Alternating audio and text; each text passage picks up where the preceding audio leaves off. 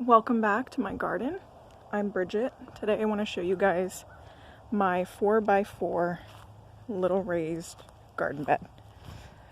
I want to tell you exactly how much money it cost in detail, because I know sometimes when I'm watching something and people want to be very vague and say, oh, it was very inexpensive, very inexpensive. Well, my idea of inexpensive and your idea of inexpensive, there's my kitty, are two totally different things. So, first off, let's see if I can get my shadow out of the way. This is a 16 feet piece of untreated wood that my husband bought from Lowe's.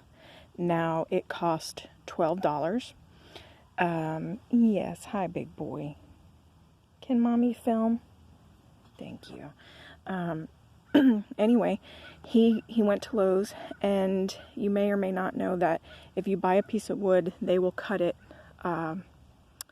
for free. So he had them cut it into 4 equal pieces, which turn out to be a 4 feet by 4 feet little bed. I'm not going to talk about what I have growing in here yet. I'm just going to show you guys in how we put it together. So it's so simple. So that cost $12. And yes, I hear you, Mr. Crow. Now, the screws we already had, and you see this little piece of scrap wood here. We have those in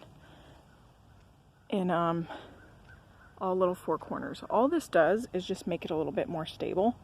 You could certainly leave that out. So we already had that. That was free. The screws we already had. That was free. So if you're going to try and do this yourself, you might, and if you don't have the screws and the little scrap pieces of wood, you're going to have to add that into your cost. So right now we're at $12. Most of us right now, we're on a budget, and I know I am especially. So when we put the frame together, I didn't have the money yet to fill it with the raised bed soil. So what I did was I laid down cardboard that I had got from my Amazon packages. Now, that pretty much is free. I mean, you do have to pay for your Amazon packages, but I think most of us have cardboard right now laying around because we're doing a lot of online shopping. So I laid out the cardboard and I just watered it in and kept it watered until I had the money to buy the raised bed soil. So the soil that I ended up using, hello big boy, oh, he's so majestic. I ended up getting 2 bags of organic raised bed soil. Now, you can see this is nowhere near as filled as it should be. I, for some reason, thought 2 bags was going to be enough. It definitely needed 3 or 4. So I went out and we got 2 big bags of organic raised bed soil. We got them on sale for $9 a piece, so that's $18. So right now, the $12 plus the $18, we're at $30. Really, it needed more, and when I pull all this stuff out, I'm gonna absolutely have to add more soil to it. But so $30, I got myself a little raised bed. Now, if you are starting from scratch, you have no gardening experience, and you have no scrap pieces laying around, you're gonna have to add that into your cost. It's definitely gonna cost you more, but just because you don't have all the money to get it put together right away, start with just the frame. Just start with, however much it's going to cost you, which it should be around the same, $12, for a piece of wood, and your nails and your little scrap pieces of wood. Start there and at least get your frame going. That way it gives you incentive to continue on and get your little raised garden bed.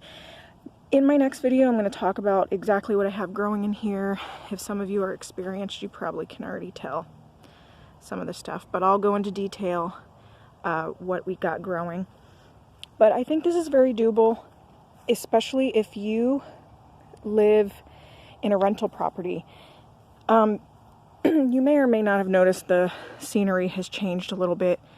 That's because we moved. Now, I actually had this before we moved, and my husband, it was so easy to just take apart and take with us, and that's what we did. And now we have it put back together and have some stuff growing.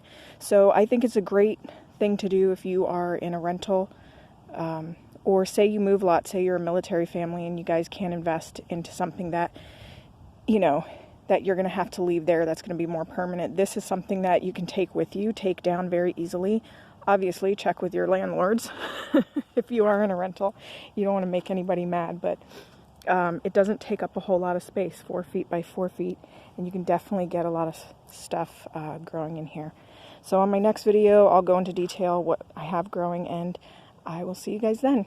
Bye.